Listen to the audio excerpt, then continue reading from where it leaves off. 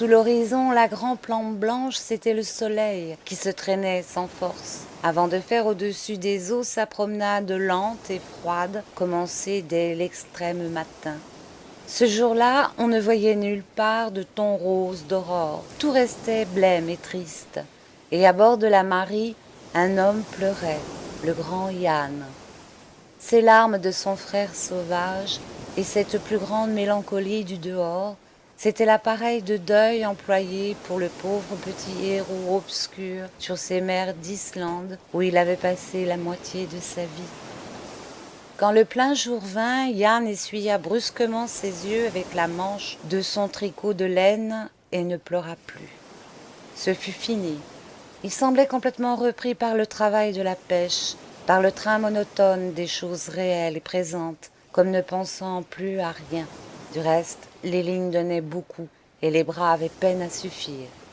Autour des pêcheurs, dans les fonds immenses, c'était un nouveau changement à vue.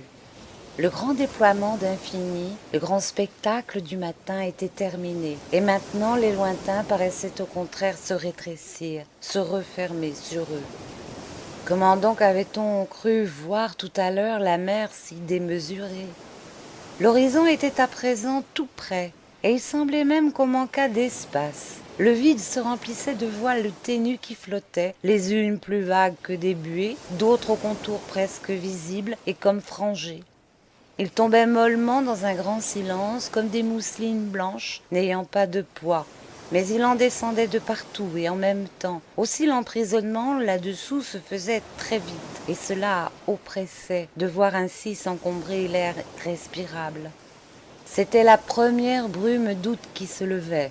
En quelques minutes, le suaire fut uniformément dense, impénétrable. Autour de la Marie, on ne distinguait plus rien qu'une pâleur humide où se diffusait la lumière et où la mâture du navire semblait même se perdre.